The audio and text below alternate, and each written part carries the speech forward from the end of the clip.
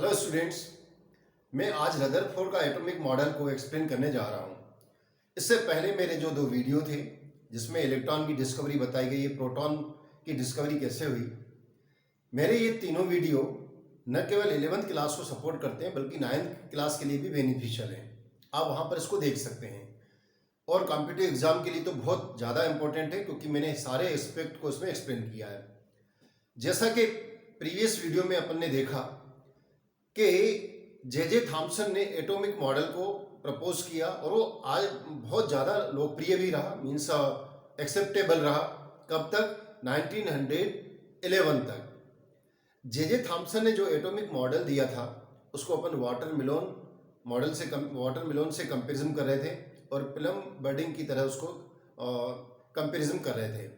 किंतु जैसे ही alpha particles या यूं कहें कि Becquerel rays, alpha beta gamma rays की डिस्कवरी हो गई थी और रदरफोर्ड ने उनके कैरेक्टर्स को देख लिया था, तो रदरफोर्ड ने यह देखने की कोशिश करी कि एक्चुअली एटम में होता क्या है। जैसे कि जे थॉम्सन ने दिया कुछ ऐसा होता है, तो उसने क्या करा, गोल्ड की फॉइल को यूज किया। फॉइल का मतलब क्या होता है मैं यहां लिख देता हूं। पहले तो आप इस एटॉमिक मॉडल को क्या कहते हैं? रदरफोर्ड्स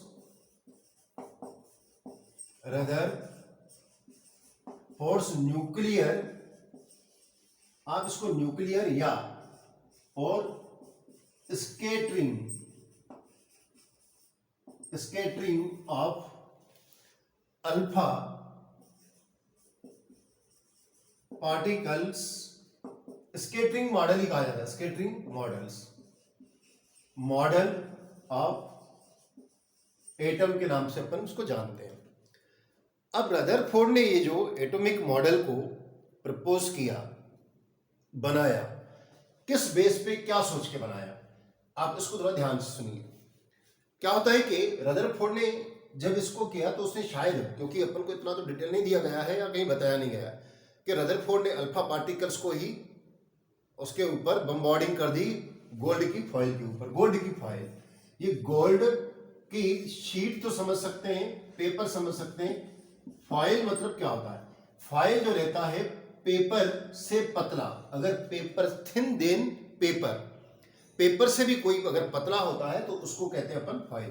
तो गोल्ड की फॉइल ली थी और गोल्ड की फॉइल जो ली थी उसमें एटम को कैलकुलेट अगर कर दिया जाए तो ये जो एटम थे गोल्ड की फाइल में जितनी थिकनेस देखी गई उसको अगर कैलकुलेट किया जाए तो 1000 एटम थिक वाली फाइल को यूज किया था। किसकी? गोल्ड को। अब जे रदरफोर्ड जो है उन्होंने गोल्ड को ही क्यों यूज किया, अल्फा पार्टिकल्स को क्यों यूज किया? तो मैं ये कह रहा था कि अपन को बताया गया है कि भाई उसने अल्फा पार्टिकल्स लिए। एक्चुअली क्या होगा कि रदरफोर्ड ने यहां पर रखा होगा रेडियो एक्टिव और पार्टिकल्स को जाने दिया गया होगा। किसको? अल्फा बीटा गामा रेस कह देते हैं अपन पार्टिकल्स को। और हो सकता है उसने गोल्ड यहां पर रख दिया हो, गोल्ड की फॉइल रख दी हो और थिन फॉइल ऑफ गोल्ड। इसको थोड़ा समझने की कोशिश करिएगा।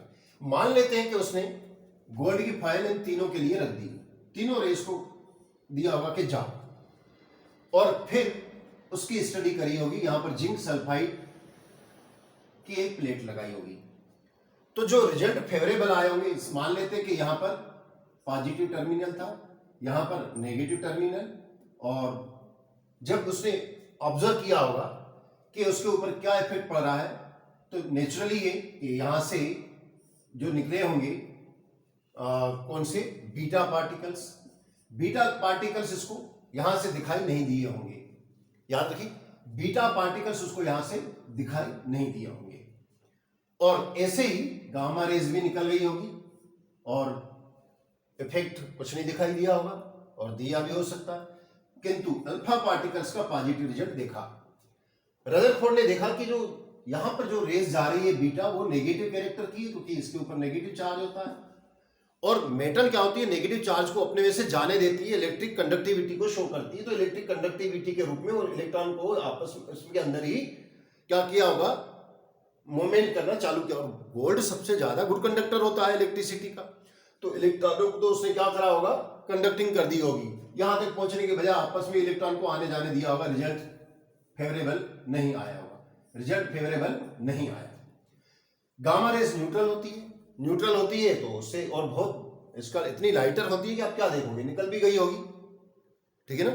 किंतु रदरफोर्ड ने देखा कि इसके साथ कुछ हो रहा है, किससे, अल्फा पार्टिकल से। अब मैं इसको, रदरफोर्ड ने देखा कि अल्फा पार्टिकल्स, अब अल्फा पार्टिकल्स का ही रदरफोर्ड ने क्यों यूज किया, तो हम बताएंगे कि अल्फा पार्टिकल्स गोल्ड से रिएक्ट नहीं करता है, इतना सिंपल। अल्फा पार्टिकल्स गोल्ड से रिएक्ट नहीं कर रहा है। यूं मान लो कि अल्फा पार्टिकल्स हीलियम के मास के बराबर होता है, 4 मास होता है, 2 उसका एटॉमिक नंबर होता है, तो इससे रिएक्ट नहीं कर रहा है, तो इसलिए उसने अल्फा पार्टिकल्स को ही सिलेक्ट किया। ये तो इसने कंडक्टिविटी, जैसे मैंने बताया कंडक्टिविटी कर दी होगी।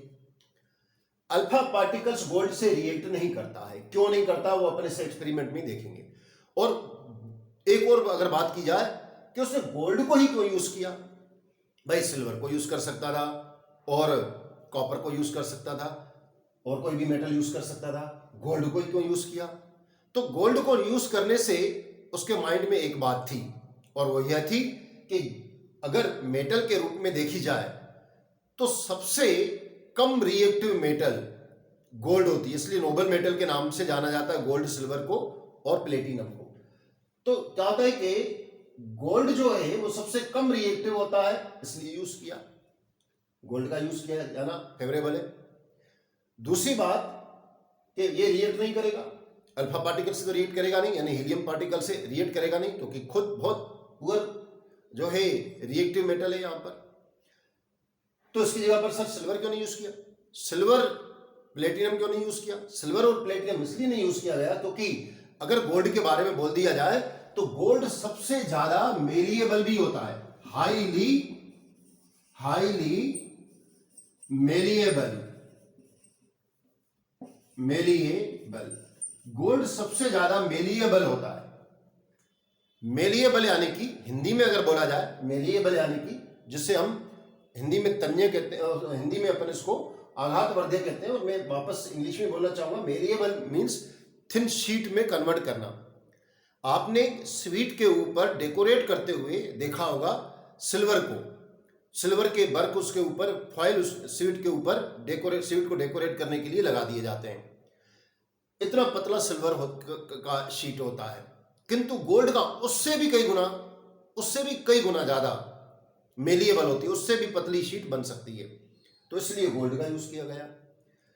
तो 2 कारण से गोल्ड का यूज किया गया, एक तो 3 कारण मान लेते हैं।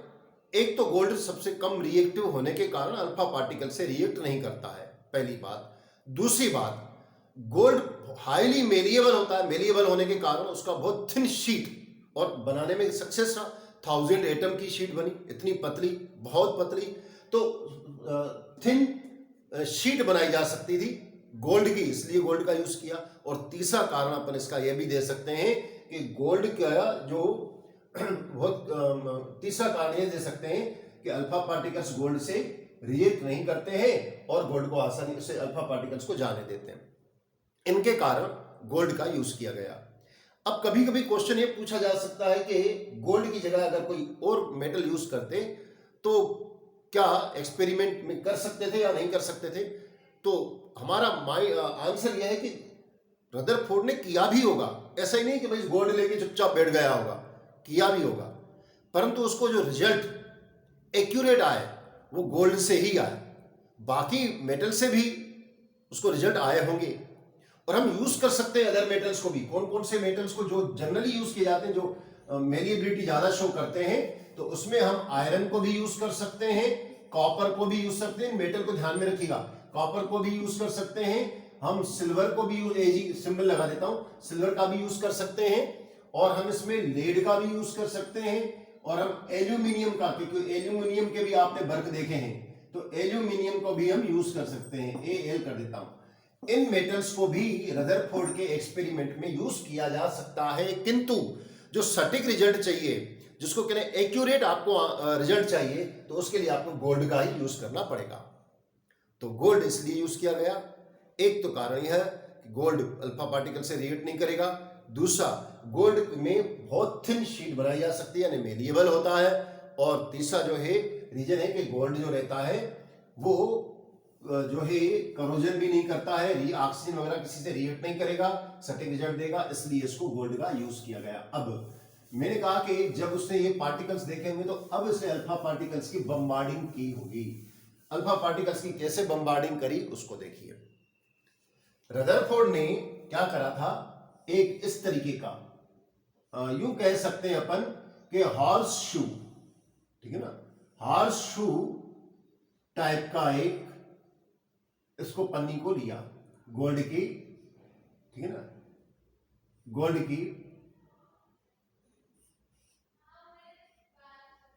की ऐसी फॉइल ली और इसको एक लेड किया किसी की भी स्प्लिट। स्प्लिट का मतलब होता थोड़ा सा यहां से मींस गैप बना हुआ, बहुत बारीक गैप, यूं समझ लीजिए कि निडल से कर दिया होगा। और यहां पर उसने रख दिया लेड का एक बॉक्स रख दिया। लेड का बॉक्स क्यों रखा गया, क्योंकि लेड की एक खासियत है कि वो रेडियो एक्टिव को यहां से बाहर जाने नहीं देगा। रेडियो एक्टिव को फिर सीधा आगे बढ़ना, जहां से इसमें गैप मिलेगा वहीं से रेडियो एक्टिव निकलेगा। यहां रख दिया रेडियो एक्टिव और फिर इस स्प्लिट के सामने से इस तरीके से लगा दी होगी। क्या मैं इस तरीके से यहां पर थोड़ा बड़ा करके बता देता हूं, चलो ऐसा आकर के ऐसा लगा देता हूं, थोड़ा सही दिखे, आपको क्लियर दिख जाए। यहां पर गोल्ड की फॉइल पर लगा दिया। रदरफोर्ड ने हाई पावर का टेलीस्कोप, जिसमें है भले टेलीस्कोप किंतु इसमें माइक्रोस्कोप लगा हुआ था, माइक्रोस्कोप लगा हुआ था। इससे ऑब्जर्वेशन करने की कोशिश करी, हालांकि वैसे भी इसको दिख जाता पर इससे ज्यादा सटीक उसको रिजल्ट आता। अब जैसे रेडियोएक्टिव रखा, ये रेस जाने लगी। रदरफोर्ड ने क्या ऑब्जर्व किया, ध्यान दीजिएगा। अच्छा एक बात और बता दूं, यह जो एक्सपेरिमेंट था वो केवल रदरफोर्ड नहीं था, रदरफोर्ड ही अकेला नहीं था, बल्कि उसके साथ उसके स्टूडेंट भी थे। एक का नाम था अर्नेस्ट मार्सडेन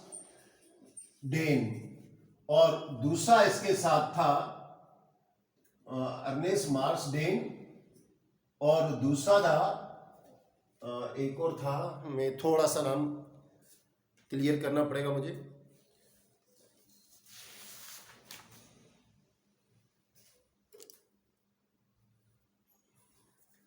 हेंस गीगर, जरूरी इसके नाम आते नहीं है, हेंस ग्रीगर, ये भी इसके साथ थे, इसको भी ध्यान रखना है। हालांकि 9th के लेवल से या 11th के लेवल से कोई इंपॉर्टेंट नहीं है, किंतु कॉम्पिटिटिव एग्जाम में आ सकता है, इसलिए अपन को ध्यान रखना है। तो जैसे रदरफोर्ड ने क्या ऑब्जर्व किया, रदरफोर्ड ने ऑब्जर्व किया कि मैक्सिमम रेज इसकी पूरे एटम से सीधे निकल जाती है, मतलब ये अल्फा पार्टिकल्स, रेज नहीं अल्फा पार्टिकल्स। उसने देखा कि मैक्सिमम अल्फा पार्टिकल्स अनडिफ्लेक्टेड हुए इसमें से एटम में से पूरी निकल जा रही हैं। रदरफोर्ड ने इस कंक्लूजन पे पहुंचा कि एटम का मैक्सिमम पार्ट एम्प्टी होता है, एम्प्टी यानी खाली, एम्प्टी होता है। रदरफोर्ड ने जब इस एक्सपेरिमेंट को देखा कि मैक्सिमम अल्फा पार्टिकल्स निकल जा रहे हैं, और कैसे पता चला अल्फा पार्टिकल्स निकलते जा रहे हैं, क्योंकि अल्फा पार्टिकल्स जो है ना, जिंक ये जो लगी हुई है, ये जिंक सल्फाइड की स्क्रीन लगी है, जिंक सल्फाइड की स्क्रीन आपको मैं बता चुका हूं। जैसे अल्फा पार्टिकल्स एनर्जी वाले पार्टिकल्स इससे टकराते हैं, रिएक्ट कर लेती है। तो यहां पर ब्लैक स्पॉट बनते हुए देखे उसने कि सीधे आ रहे हैं, और ब्लैक स्पॉट कैसे पता सीधे आ रहे हैं, क्योंकि इनके बीच में जो डिस्टेंस है लगभग सब में बराबर डिस्टेंस से निकलती हुई आ रही थी। तो लगा कि लगभग सब जो है वो इससे टकरा रहे हैं। अब आपकी बुक में सब में ये बताया गया कि इसमें से 20,000 में से कोई एक पार्टिकल्स था जो रिफ्लेक्टेड बेक हो रहा था। तो रदरफोर्ड को कैसे पता चला?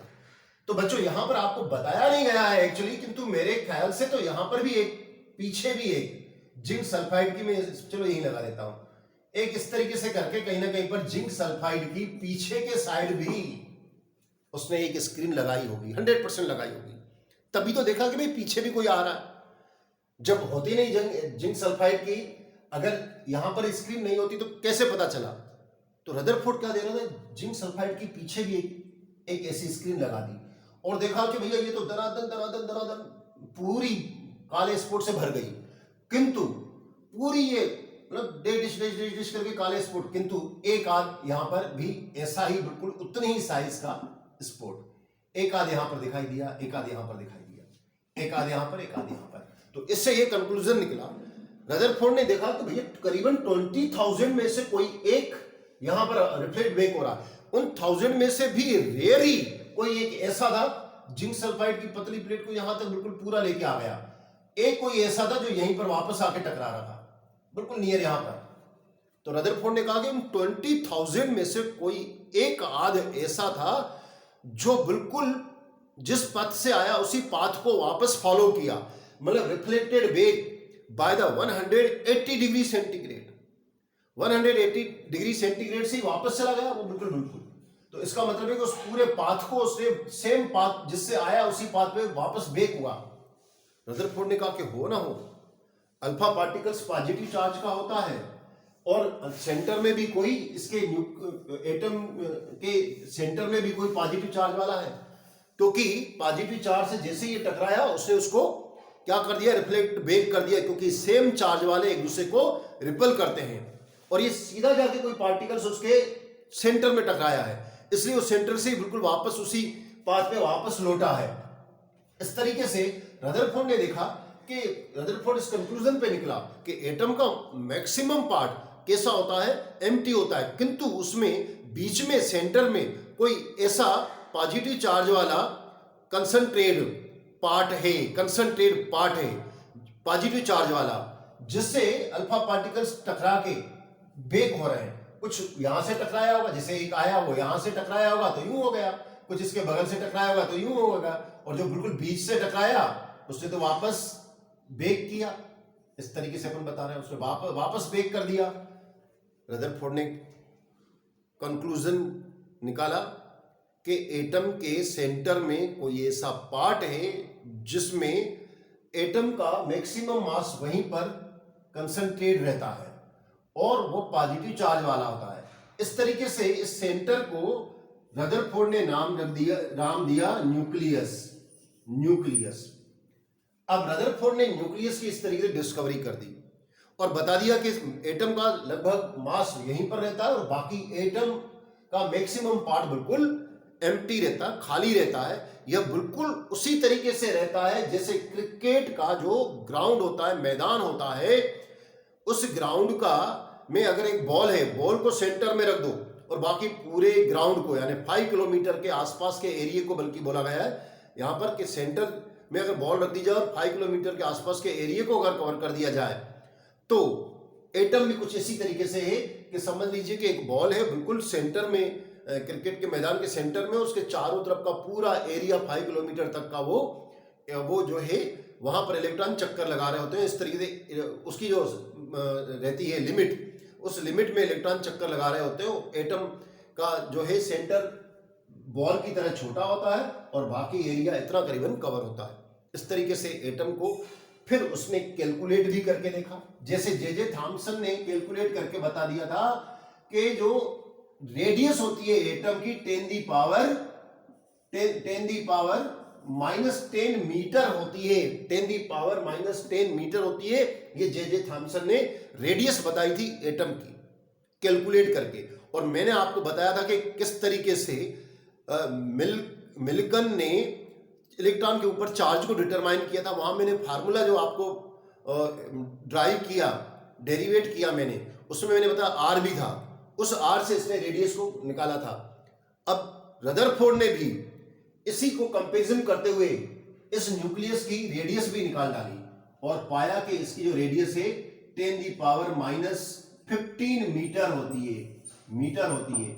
और इस तरीके से पूरे रेडियस के कंपैरिजन में जो है एटम के पूरे कंपैरिजन में जो न्यूक्लियस की का साइज होता है वो बहुत छोटा होता है। इस तरीके से रदरफोर्ड को जो है ना इस एटॉमिक मॉडल के बारे में समझ में आ गई। मैं इसको रब करने जा रहा हूं, आप चाहें तो उसका स्क्रीन शॉट ले लें। इस तरीके से उसने इस सारे कंसेप्ट को लेकर एटम के लिए एक मॉडल प्रपोज किया जिसको एटॉमिक रदरफोर्ड्स एटॉमिक मॉडल कहा जाता है। वो क्या बताया, उसने कहा कि एटम का मास एक सेंटर पे रहता है, उस सेंटर में पॉजिटिव चार्ज होता है, उसको न्यूक्लियस कहते हैं। इस तरीके से न्यूक्लियस। और उसने बताया कि इलेक्ट्रॉन इसके चारों ओर चक्कर लगाते रहते हैं। ये इलेक्ट्रॉन जो चक्कर लगाते रहते हैं एटम के चारों ओर, वो उसी प्रकार से लगा रहे होते हैं जैसे प्लैनेट सन के चारों ओर लगाते हैं। इस तरीके से रदरफोर्ड ने कहा कि एटम का मास सेंटर में होता है, एटम का अधिकांश भाग maximum part of the atom is empty, अधिकांश भाग एम्प्टी होता है और इलेक्ट्रॉन उस पॉजिटिव चार्ज के चारों ओर चक्कर लगाते हैं। Electrons are revolve around the nucleus just like planet revolves around the sun. इस तरीके से इस मॉडल को इलेक्ट्रॉनों को प्लानेटरी इलेक्ट्रॉन कहा गया, इलेक्ट्रॉन, और इस मॉडल को प्लानेटरी मॉडल कहा गया। इस तरीके से रदरफोर्ड के इस मॉडल को बहुत ज्यादा सक्सेस हुआ और एक्सेप्ट किया गया। किंतु रदरफोर्ड के इस मॉडल को काफी दिनों तक बहुत अच्छी तरीके से इसको एक्सेप्ट कर दिया गया, किंतु कुछ इसके ड्रॉबैक थे। हम इसके ड्रॉबैक देखना चाहेंगे। रदरफोर्ड के मॉडल के ड्रॉबैक कौन कौन से हैं? तो ड्रॉबैक ऑफ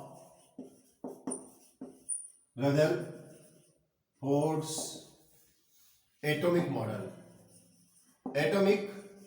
मॉडल बच्चों दो इसके ड्रॉबैक थे। कौन से दो ड्रॉबैक थे वो देखिए। वैसे तो तीन में बता दूंगा यहां पर, जो मेन दो हैं।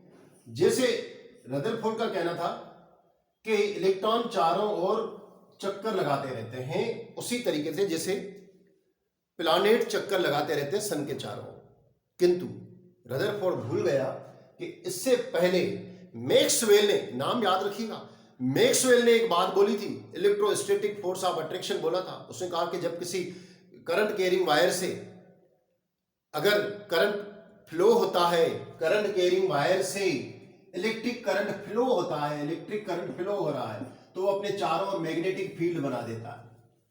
इस तरीके से जो मैग्नेटिक फील्ड बनता है उसमें इलेक्ट्रिसिटी, क्योंकि वर्क हो रहा है, भाई मैग्नेटिक फील्ड बना, वर्क हो रहा है ना, तो उसमें एनर्जी का लॉस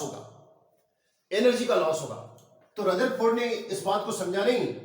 रदरफोर्ड ने प्लैनेट का एग्जाम्पल लेके और बोला कि इलेक्ट्रॉन भी ऐसे मूव करते रहते, तो बच्चों इलेक्ट्रॉन मूव करेगा ना तो उसका रेडियस कम होता और आखिरी में इलेक्ट्रॉन जाके न्यूक्लियस में गिर जाएगा। तो रिड्यूस होता जा रहा है, ये इसकी शेलें रिड्यूस होती जाती हैं और हर एक शेल पे एनर्जी इमिट होती चली जाएगी। एनर्जी 1 2 3 इस तरीके से इमिट होती हुई चली जाएगी और अल्टीमेटली एनर्जी का जो रिड्यूस होगा और इलेक्ट्रॉन जाके न्यूक्लियस में गिर जाएगा और एटम खत्म हो जाएगा, जबकि ऐसा होता नहीं है। एनर्जी क्यों रिड्यूस होगी? क्योंकि चार्जेबल पार्टिकल जब किसी चार्ज के चारों ओर मूव करता है, चार्जेबल पार्टिकल मूव कर रहा है तो उसमें एक्सीलरेशन हो रहा है।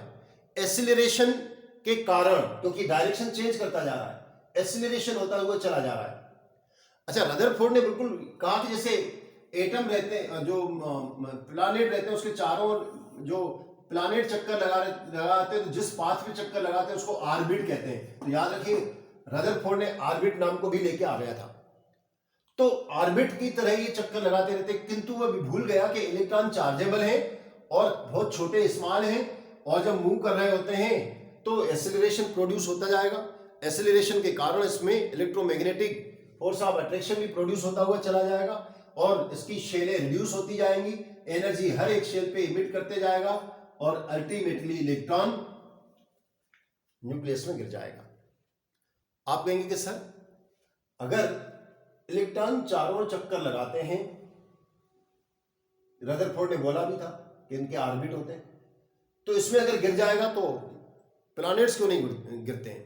बच्चों प्लैनेट्स इसलिए नहीं गिरते हैं, उसके पीछे दो कारण हैं। अब इसको आप इलेक्ट्रॉनों से जोड़ लीजिएगा। दो कारण कौन कौन से? एक, जो प्लैनेट होते हैं उनकी साइज बहुत ज्यादा होती है, वो बहुत बड़ी साइज होती है उनकी, एक बात। और दूसरी बात क्या है कि उनके ऊपर चार्ज नहीं होता है। इलेक्ट्रॉन की साइज छोटी होती है और इलेक्ट्रॉन के ऊपर चार्ज होता है, इसलिए इलेक्ट्रॉन के एक्सेलरेशन से electromagnetic force of attraction, electric magnetic field produce हो रहा होता है और वो मैग्नेटिक फील्ड प्रोड्यूस होने के कारण ही इनकी हर एक स्टेप पर एनर्जी जो है रिड्यूस होती हुई चली जाएगी और इसकी जो ऑर्बिट है वो भी रिड्यूस होते हुए इलेक्ट्रॉन इसके अंदर गिर जाएगा। ऐसा होता नहीं है, इसलिए रदरफोर्ड इसको एक्सप्लेन नहीं कर पाया, इसलिए उसके मॉडल को यहां पर फेल माना जाएगा। और दूसरी सबसे बड़ी ड्रॉबैक क्या था कि जे थॉमसन ने कुछ तो बोला। जे थॉमसन ने बोला भाई वाटरमेलन में इलेक्ट्रॉन बिल्कुल वैसे होते डिस्ट्रीब्यूट होते हैं जैसे सीड्स होते हैं वाटरमेलन में, या पडिंग, क्रिसमस पडिंग में जो ड्राई फ्रूट फैला हुआ रहता है। कुछ तो लोकेशन तो बताई ना इलेक्ट्रॉन की। रदरफोर्ड ने ऐसा कुछ नहीं बोला कि इलेक्ट्रॉन होते कहां, बस चक्कर लगाते रहते हैं। एक्चुअली इलेक्ट्रॉन क्या सारे चक्कर, अगर मैं कहूं कि सोडियम में का इलेक्ट्रॉनिक नंबर 11 है, तो सोडियम में 11 इलेक्ट्रॉन एक साथ चक्कर लगा रहे होते हैं या कोई उसका सिस्टम होगा? रदरफोर्ड ऐसा कुछ नहीं बता पाया, बताया ही नहीं, उसने जिक्र ही नहीं किया कि भाई सारे इलेक्ट्रॉन एक साथ चक्कर, भीड़ में चक्कर लगा रहे होते हैं। जैसे हम लोग क्या करते हैं, कोई संत महात्मा आ जाता है तो सब लोग अपन उसके चारों ओर परिक्रमा करते हैं, या किसी यज्ञ हो रहा होता है तो अपन यज्ञ की परिक्रमा कर रहे होते हैं, सारी भीड़ एक साथ चक्कर लगा रही होती है, किंतु उसमें भी कुछ डिस्टेंस होती है ना। ऐसा थोड़ी कि बिल्कुल उससे सटीक से ही चक्कर लगा रहे होते हैं, कुछ तो डिस्टेंस होती है। ये कुछ तो बोलता कि भाई न्यूक्लियस के चारों ओर इतनी दूरी पे चक्कर लगा रहे होते हैं, सब एक साथ चक्कर लगा रहे होते हैं, नहीं सब अलग अलग चक्कर लगा रहे हैं, कुछ तो बोलता। रदरफोर्ड ने ऐसा कुछ नहीं बोला। तो रदरफोर्ड का दूसरा ड्रॉबैक ये था कि इलेक्ट्रॉन का डिस्ट्रीब्यूशन एटम में किस तरीके से होता है, रदरफोर्ड ने नहीं बताया। ये इसका दूसरा ड्रॉबैक। तीसरा ड्रॉबैक जो मैंने कहा कि आपकी एनसीईआरटी बुक वगैरह में नहीं दिया गया, किंतु मैं यहां पर बोल देता हूं, क्योंकि इसके मॉडल के ऊपर जो एडवांस काम किया जाएगा वो आएगा बोर। तो बोर का एटॉमिक मॉडल देखेंगे जो बहुत ज्यादा रिलायबल होगा। उस बोर के ने क्या करा था, इस एटम को समझने के लिए उसने स्पेक्ट्रम को समझा, हाइड्रोजन के स्पेक्ट्रम को। उसने देखा कि इलेक्ट्रॉनों के कारण स्पेक्ट्रम प्रोड्यूस होता है। तो रदरफोर्ड ने अगर कोई एटम स्पेक्ट्रम प्रोड्यूस कर रहा है तो उसके बारे में कुछ बोलता, तो रदरफोर्ड ने ऐसा कुछ नहीं बोला कि भाई स्पेक्ट्रम क्यों प्रोड्यूस होता है। तो तीन इसके मेन ये ड्रॉबैक अपन बताएंगे। तो आज के लिए यहां तक के लिए रदरफोर्ड के मॉडल को आप देखिएगा। और मेरा एक क्वेश्चन शायद ये था, मैं बता चुका हूं, हाँ बता चुका कि अदर मेटल भी हम यूज कर सकते हैं। तो रदरफोर्ड के मॉडल के बाद अगला जो आपका आएगा कि चैडविक ने न्यूट्रॉन की डिस्कवरी करी, और दूसरा आइसोटोप, आइसोबॉर और आइसोक्रोनिक वगैरह के बारे में मैं एक्सप्लेन करूंगा। आइसोटोप से रिलेटेड कुछ न्यूमेरिकल को भी मैं एक्सप्लेन करूंगा, इसलिए नेक्स्ट वीडियो जरूर देखिएगा आप लोग। और दूसरी बात कि रदरफोर्ड का मैं आपको एक और बात बताना चाहूंगा कि रदरफोर्ड के मॉडल की जो प्लैनेटरी बता दिया, एक और मेरे माइंड में आया था, एकदम से स्लिप कर रहा है, तो आपको नेक्स्ट वीडियो अवश्य देखना चाहिए। हाँ, रदरफोर्ड ने जो एक बात बोली थी वो मैं थोड़ा बोलना चाह रहा था कि इसका मास जो रहता है सेंटर पे कंसंट्रेट रहता है। तो मास, रदरफोर्ड को कहीं ना कहीं इस बात का नॉलेज था कि पॉजिटिव चार्ज के अलावा इसके पास कुछ और भी पार्टिकल्स होने चाहिए। और रदरफोर्ड ने एक बात इलेक्ट्रिकल न्यूट्रल के बारे में भी बताई थी, मैं वो भी यहाँ पर बता दूं। उसने कहा कि जितने प्रोटॉन होते हैं उतने ही इलेक्ट्रॉन होते हैं। रदरफोर्ड ने ये बात बहुत अच्छी बोली। उसने कहा कि number of proton is equal to number of electron. उसने कहा कि न्यूक्लियस में उतने ही प्रोटॉन होते हैं जितने उसके आउटर शेल में इलेक्ट्रॉन होते हैं, इसलिए एटम इलेक्ट्रिकली न्यूट्रल रहता है। यह बात भी रदरफोर्ड ने बोली। तो आज के लिए इतना। Thank you, have a nice day. आप मेरे चैनल को सब्सक्राइब जरूर करिए और अधिक से अधिक इसको शेयर करिए। नेक्स्ट वीडियो जरूर देखें आप लोग। अगर आप 11th में हैं और आप कॉम्पिटिटिव एग्जाम की तैयारी कर रहे हैं, प्रिपरेशन कर रहे हैं, क्योंकि मैं इसमें कुछ न्यूमेरिकल को भी साथ में लूंगा जो कि आइसो टॉपिक से रिलेटेड होंगे। Thank you, have a nice day.